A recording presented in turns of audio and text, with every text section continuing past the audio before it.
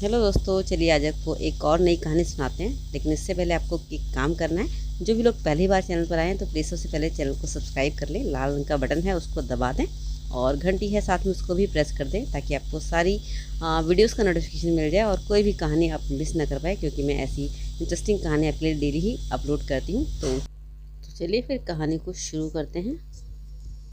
तो कहानी कुछ यूँ है। मैं मुंह लपेटे कमरे में पड़ी थी। मेरा मिजाज पूरी तरह खराब हो चुका था। इतने में पापा मेरे कमरे में आए। कहने लगे, अरे अर्शी, तू क्यों छोटी छोटी बातों पर दिल खराब कर लेती है? शादी ही तो करनी है, ऐसी कौन सी मुश्किल बात है?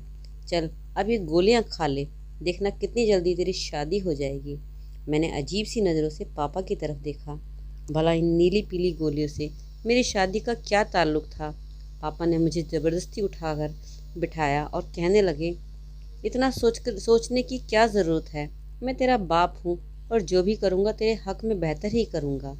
यह गोलियाँ भी तेरी शादी के लिए ही हैं।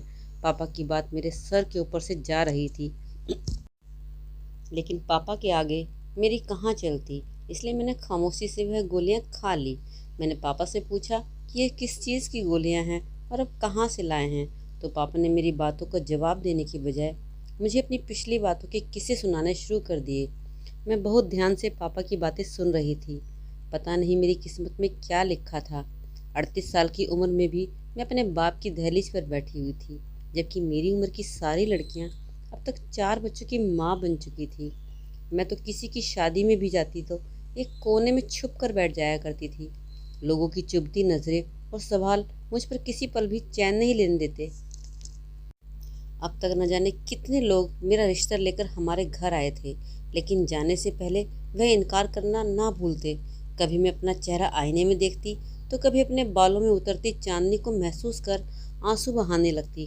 कभी कभी मैं पापा से जिद लगती कि किसी से भी मेरा रिश्ता करवा दे, मैं इस घर में नहीं रहना चाहती थी।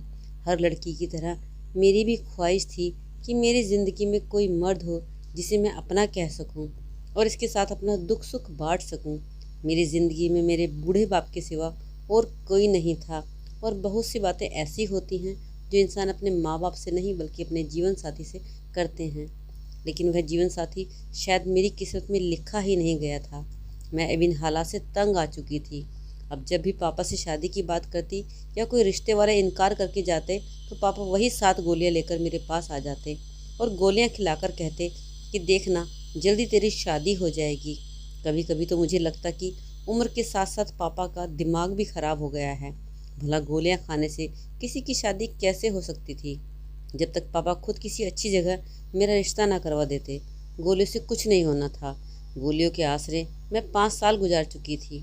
फिर एक दिन मेरे लिए शहर के एक बड़े वकील का रिश्ता आया, जिसकी बीवी का इंतकाल हो गया था और उसकी एक ही बेटी थी। मैंने पापा से कहा कि मुझे इस रिश्ते पर कोई एतराज़ नहीं है, आप मेरा रिश्ता यहाँ कर दें। लेकिन पापा ने यह कहकर इनकार कर दिया कि वह किसी शादीशुदा मर्द से मेरी शादी हरगिज़ नहीं करेंगे।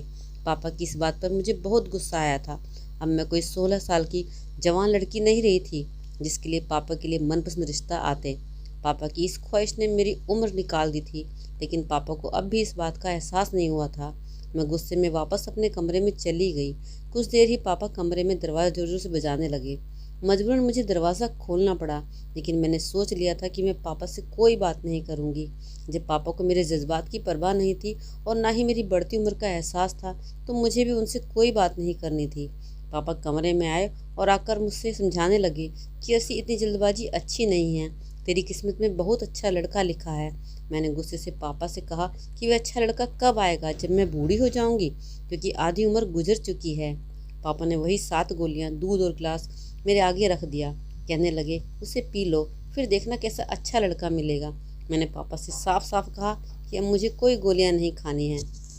इतने सालों में जब भी मैंने शादी का नाम लिया, आपने ये गोलियां खिलाकर मुझे खामोश कर दिया, लेकिन इन गोलियों से कुछ नहीं होने वाला है। पापा कहने लगे, ये जादू की गोलियां हैं, ये तेरी किस्मत बदल देगी। मैंने गुस्से से पापा को देखा, जो पता नहीं किस ज़माने में जी रहे थे। उन गोलियों से ना ही मेरी किस्मत बदली थी और ना ही मेरी शादी हुई थी। ऐसा नहीं था कि मेरे रिश्ते नहीं आते थे, लेकिन न जाने क्यों रिश्ते आने वाले हमेशा इनकार करके चले जाते थे, या फिर उनके इनकार करने से पहले ही पापा खुद मना कर देते थे। शुरू शुरू में पापा ने जब मुझे गोलियाँ खिलानी शुरू की थी थी तो मैं बहुत हैरान हुई थी, लेकिन फिर पापा ने मुझे बताया कि इन गोलियों से तेरी खूबसूरती में इजाफा होगा और हालात ने जो तेरे चेहरे को तबाह कर दिया है उस पर दोबारा रौनक आ जाएगी। पापा की बात सुनकर मैं खुश हो जाती और दूध के साथ गोलियां खाकर थोड़ी देर के लिए नींद की वादियों में उतर जाती। लेकिन 5 साल गुजरने के बाद भी ना ही किस्मत का दरवाज़ा खुला था और ना ही मेरी कोई बारात लेकर आया था। मेरी उम्र तकरीबन 38 साल हो चुकी थी और एक लड़की के लिए इतनी ज़्यादा उम्र में रिश्ता आना बहुत मुश्किल था। इसलिए मेरी उम्मीद ने दम तोड़ दिया था। मैं हर वक्त किसी न किसी कोने में छुपकर आंसू बहाने लगी थी। मैंने पापा से कह दिया था कि अब अगर मेरा रिश्ता नहीं हुआ तो मैं अपनी जान ले लूँगी। मेरा हाल देखकर पापा ने मुझे 7 गोलियां खिलाईं और मुझे तसल्ली दी और दूसरे दिन रिश्ते वाले हमारे घर चले आए। लड़के की बहन एक रिश्ते वाली खाला के साथ आई थी और उसने पहले ही नज़र में मुझे पसंद कर लिया था। यह बात मुझे बहुत हैरान कर रही थी। उम्र बढ़ने के साथ साथ मेरे चेहरे पर झुर्रियाँ भी बढ़ने लगी थी। मुझे लगा कि उनका भाई भी शायद मुझसे उम्र में ज़्यादा होगा या फिर पहले से शादीशुदा होगा, इसलिए उन्होंने मुझे पसंद कर लिया है। लेकिन जैसे ही तस्वीर मेरे हाथ में आई मेरे होश उड़ गए। वह तो उम्र में मुझसे काफ़ी छोटा और जवान लड़का था। तस्वीर में कोई भी ऐब नज़र नहीं आ रहा था और ना ही उन्होंने लड़की में कोई नुक्स बताया था। मैं हैरान व परेशान से बार बार तस्वीर को देख रही थी और फिर उन लोगों के जाने के बाद जब यही बात मैंने पापा से कही तो पापा हंसकर कहने लगे कि तेरी किस्मत खुल गई है, तुझे अब भी परेशानी है। पापा ने इस रिश्ते के लिए जैसे ही हामी भरी मैं तो खुशी से झूम उठी। पापा की गोलियां काम कर गई थी। पापा ने महीने भर में ही मेरी शादी की तारीख तय कर दी थी और जल्दी जल्दी शादी के इंतजाम भी मुकम्मल कर दिए थे। पापा ने मुझे खुद अपने हाथों से रुखसत कर दिया था और मुझे यकीन ही नहीं हो रहा था कि मैं पापा के घर से रुखसत होकर अपने ससुराल की दहलीज पर पहुंच गई हूँ। मैं लाल जोड़े में दुल्हन बनी बैठी थी और मेरी उम्र बहुत ज़्यादा हो चुकी थी, लेकिन अरमान तो अभी दिल में मेरे पहले की तरह ही जवान थे।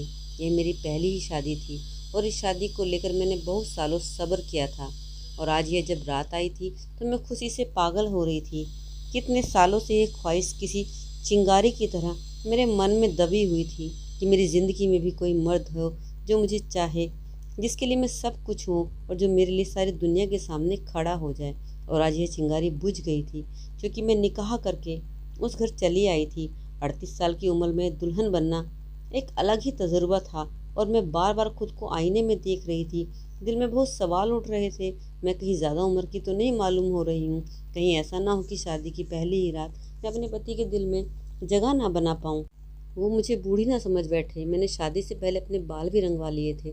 जैसे ही मुझे दरवाजे पर आहट का एहसास हुआ मैं फ़ौरन घूंघट डालकर बिस्तर पर बैठ गई और ख़ुद को तसल्ली देने लगी, ऐसा कुछ नहीं होगा। कम उम्र की लड़कियों की तरह मुझे शर्माना तो नहीं आता था, लेकिन मैं नज़र झुकाकर बैठ गई थी। इमरान को लेकर मेरे दिल में बहुत से जज्बात पैदा हो रहे थे। इमरान कमरे में आए और मेरे पास आकर बैठ गए। ना ही इन्होंने मेरा घूंघट उठाया और ना ही कुछ देर तक कोई बात की। मुझे बहुत अजीब सी घबराहट होने लगी थी। वह उम्र में मुझसे कम थे और बहुत खूबसूरत भी थे। मुझे एक खौफ सता रहा था, कहीं उनके घर वालों ने ज़बरदस्ती तो उनकी शादी मेरे साथ नहीं कर दी है। उन्होंने मुझसे कहीं ज़बरदस्ती तो शादी नहीं की। दरअसल शादी से पहले मेरे और इमरान की कोई मुलाकात नहीं हो सकी थी, सिर्फ हमने एक दूसरे को तस्वीर में देखा था। जब कुछ देर तक इमरान के मुंह से कोई लफ्ज़ नहीं निकला तो मैंने खुद ही अपना घूंघट उठा लिया। मेरा सारा वजूद ठंडा पड़ गया था। मुझे एहसास हो गया था उन्होंने मुझसे ये शादी ज़बरदस्ती की है। मैंने फ़ौरन ही इमरान का हाथ थामा, उन्हें यकीन दिलाना चाहा कि मैं सारी ज़िंदगी उनकी वफ़ादार रहूँगी और उनकी खिदमत करूँगी। वे मुझे एक मौका दे दें। मेरी बात सुनकर इमरान अजीब अंदाज से हंस पड़े और कहने लगे, तुम्हें मौका देने की क्या ज़रूरत है? तुम तो पहले ही एक तजुर्बाकार औरत हो। इमरान की बात सुनकर मैं शर्मिंदा हो गई। मुझे लगा वह शायद मेरी उम्र का ताना दे रहे हैं, क्योंकि मैं उम्र में उनसे तकरीबन 5 साल बड़ी थी और उसकी इस वजह से मुझे लगा था कि वे मुझे नहीं अपना सकेंगे। लेकिन बात कुछ और ही थी। इमरान ने अपना मोबाइल फ़ोन निकाला और स्क्रीन पर कुछ बटन दबाने के बाद जैसे ही फ़ोन को मेरे सामने रखा तो मेरे कदमों तले से ज़मीन निकल गई, क्योंकि उनके मोबाइल फ़ोन की स्क्रीन पर कोई और नहीं बल्कि मैं थी। और जो मंजर नज़र आ रहा था उसे देखकर मेरे कदमों तले ज़मीन निकल गई थी। मेरी ऐसी तस्वीर इमरान के मोबाइल में किसने भेजी थी, मैं समझ नहीं पाई थी। मैंने हैरत और आंसू भरी नज़रों से इमरान की तरफ देखा और पूछा कि क्या है यह? तो वह नफ़रतों से कहने लगे कि यह तो तुम मुझे बताओगी कि ये क्या है। तुम्हारी ऐसी तस्वीर मेरे पास मौजूद है और तुम मुझसे पूछ रही हो कि क्या है? खुद तुम देखो कि तुम्हारी कैसी तस्वीर है, इसमें क्या क्या नज़र आ रहा है। ये तस्वीर खुद चीख चीख कर बता रही है कि तुम तो पहले से। इमरान ने नफरत से अपना मुंह फेर लिया था। तो तुम पहले से ही पूरी की पूरी तजुर्बेकार हो। अगर मेरे निकाह से पहले ये तस्वीर देखी होती तो मैं तुमसे कभी भी शादी की सोच भी नहीं सकता था। मैंने तो ये सोचकर तुम्हें अपनाया था कि तुम एक कुंवारी हो, उम्र में ज़्यादा ही सही, एक सीधी औरत हो जिसकी अब तक शादी नहीं हुई है, और मैं तुम्हें आसरा दूंगा। हम एक साथ अच्छी ज़िंदगी गुजारेंगे। लेकिन मुझे क्या मालूम था कि मुझे शादी के रात तुम्हारी ऐसी तस्वीर मिलेगी जिसे देखकर मेरे सर पर आसमान गिर पड़ेगा। तस्वीर को देखकर मुझे पता चला कि तुम क्या हो। आज की रात ऐसे घूंघट डालकर बैठी हो जैसे बहुत हया वाली हो। अगर तुम ये सब पहले ही कर चुकी थी तो फिर मुझसे शादी क्यों की और खुद को कुंवारा जाहिर करने का ड्रामा क्यों किया? इमरान के लफ्ज़ों ने मेरे होठों को सिल दिया था। मैं खामोशी से उनके चेहरे को तक रही थी। बहुत कुछ कहना चाहती थी लेकिन जुबान साथ देने को तैयार न थी। और कुछ देर पहले जो एहसास और जो जज्बात मेरे दिल में थे वो सब ख़त्म हो गए थे। और अब मुझे समझ ही नहीं आ रहा था कि मैं इमरान से क्या कहूँ। वह सारे लफ्ज़ जो पिछले 1 महीने से छुपाए बैठी थी और सारे इशारे जो मुझे इमरान के लिए कहने थे, वह सब कहीं खो गए थे। मैं नहीं जानती थी कि मेरी ऐसी तस्वीर मेरे पति के पास कहाँ से आई, लेकिन जो भी था अब सब ख़त्म हो गया था। मेरी ऐसी तस्वीर देखने के बाद तो इमरान कभी मुझे अपनी ज़िंदगी में न रखते, और इस बात ने मेरी जान निकाल दी थी। बहुत मिलना तो मुरादों के बाद इस उम्र में हिस्से में आकर मेरी शादी हुई थी और मैं अपने घर की हुई थी, और पहली ही रात सब कुछ मिट्टी में मिल गया था। मेरी आंखों में आंसू आ गए थे। मेरी तस्वीर अब भी मेरे सामने खुली पड़ी थी, जिसमें मैंने अपनी आंखें नीचे की, क्योंकि इससे ज़्यादा मैं इस तस्वीर को नहीं देख सकती थी। मेरे सर पर सातों आसमान गिर पड़े थे, क्योंकि इमरान कह रहे थे कि तुम तो बहुत ही मक्कार निकली, पता नहीं किस किस के साथ। मैंने उनकी बुरी बात सुने बगैर ही अपने दोनों हाथ अपने कानों पर रख लिए थे। इमरान की लफ्ज़ मेरी रूह को छलनी कर रहे थे। मेरा पिछला वक्त बहुत मुश्किल से गुजरा था। मुझे पहले कांटे ही मिले थे। मैंने आंखें बंद करके गुजरे वक्तों का सोच रही थी, जहाँ मुझे कुछ पल का भी सुकून ना हो सका था। और अब जब मैंने सुकून की सांस लेने का सोचा था तो सब खराब हो गया था। मेरा नाम अर्शी है और मेरा ताल्लुक़ पंजाब से है। मेरे माँ बाप बहुत ही अच्छे और मोहब्बत करने वाले थे, लेकिन फिर किस्मत ने धोखा दे दिया और मेरी माँ दूसरे बेटे की पैदाइश पर हमें छोड़कर हमेशा के लिए चली गई। बहुत छोटी सी उम्र में ही मुझ पर अपने भाई की जिम्मेवारी आ गई थी। पापा नौकरी पर चले जाते, सुबह घर से निकलते तो शाम को वापस आते। मैं खुद से 7 साल छोटे भाई को सारा सारा दिन संभालती रहती थी। ना ही मैंने बचपन की कोई खुशी देखी थी और ना ही कभी खिलौने से खेली थी। मेरे पास तो घर और भाई की जिम्मेदारी से फुर्सत ही नहीं थी। पापा ने मुझे तालीम भी हासिल करने नहीं दी थी, क्योंकि अगर मैं स्कूल जाती तो घर को कौन देखता। इसलिए मैं नहीं पढ़ी थी और सारी तवज्जो और जान अपने भाई के पर लगा दी थी। मेरा छोटा भाई जिसान बहुत शरारती था। घर के काम काज के साथ मैं उस पर पूरी नज़र रखती थी, लेकिन अगर कभी मुझसे जरा सी चूक होती या जिसान का कोई मामूली चोट भी लग जाए तो पापा मुझे बुरी तरह पीटने लगते थे। पापा को जिशान बहुत ज़्यादा अजीज़ था। उसको अगर एक खरोच भी आ जाती थी तो पापा की आंखों में आंसू आने लगते थे, जबकि मेरी बड़ी सी बड़ी तकलीफ़ भी पापा को नज़र नहीं आती थी। कम उम्र से ही काम करने की वजह से मेरे हाथ जगह जगह से जल चुके थे, लेकिन पापा ने कभी मेरे उन जले हाथों पर नज़र तक नहीं डाली थी और ना ही कभी मेरे दर्द को महसूस किया था। मैं बीमार होती या दुखी होती तो हमेशा बावर्ची खाने में छुपकर ही आंसू बहा लिया करती थी। उसे कभी कुछ अच्छा सिखाने की कोशिश करती तो पापा से मेरी झूठी सच्ची शिकायत लगाता और पापा मुझे डांटते और मारते भी। जिशान 10वीं में जब पास हुआ तो उसके नंबर कुछ खास नहीं आए थे। उसका किसी अच्छे कॉलेज में एडमिशन नहीं मिला था, तो पापा ने उसका एडमिशन दूर दराज के एक कॉलेज में करवा दिया था और हॉस्टल में रहने लगा था। मैं पापा के साथ तन्हाई में रह गई थी। जिशान के जाने के बाद मुझे एहसास हुआ था कि उसके होने से ही मेरी ज़िंदगी में कुछ रौनक थी। अब तो यह घर वीरान हो गया था। जिशान के जाने के बाद पापा भी मेरे करीब हो गए थे। वह उठते बैठते मुझे पूछने लगते थे और इस बात ने मुझे बहुत खुश कर दिया था। अक्सर पापा मेरे कमरे में चले आते और घंटों मेरे साथ गुजारते, मुझसे बहुत सी बातें करते। जैसे जैसे उनकी उम्र में इजाफा हो रहा था, उनके रवैये में भी बदलाव हो रहा था और उनके लहजे में अपने लिए मोहब्बत महसूस करने लगी थी। उनकी इस बात ने मुझे नई ज़िंदगी दे दी थी। जिसान को गए 5 साल हो गए थे, लेकिन वह पलटकर वापस नहीं आया था। पापा उसे बहुत से पैसे भेजा करते थे। मैं पापा से जब भी कहती कि जिशान को वापस बुलवा लो तो पापा इनकार कर देते थे और मोहब्बत से कहते कि अर्शी है ना मेरे साथ में। लेकिन बहुत जल्दी ही पापा की इस मोहब्बत भरे लहजे का राज खुलकर मेरे सामने आ गया था। जिसान किसी अमीरजादी से शादी करके वह उसके बंगले में शिफ्ट हो गया था। ना ही वह वापस आना चाहता था और ना ही वह हमसे कोई रिश्ता रखना चाहता था। लेकिन अपने बेटे का मान रखने के लिए पापा ने यह बात मुझसे छुपा ली थी। मैं भी पापा को शर्मिंदा नहीं करना चाहती थी। मैंने उन्हें पिछले सारी बातों के लिए माफ़ कर दिया था। इसलिए पापा की मोहब्बत को कबूल करके मैं उनके साथ खुशी से ज़िंदगी गुजार लेने लगी। मगर कुछ वक्त ही में मुझे एहसास हो गया था कि पापा मेरे लिए आने वाले हर रिश्ते को इनकार कर देते हैं या रिश्ते वाले खुद ही मना करके चले जाते हैं। कुछ सालों तक यह सिलसिला ऐसे ही चलता रहा और पापा ने शादी के नाम पर मुझे गोलियां चलानी शुरू कर दी। और जब इतनी मुश्किलों के बाद मेरी शादी इमरान से हुई तो शादी की रात ही मुझे ऐसी तस्वीर देखने को मिली कि जिनके बाद में खुद से नज़रें मिलाने लायक भी नहीं रही।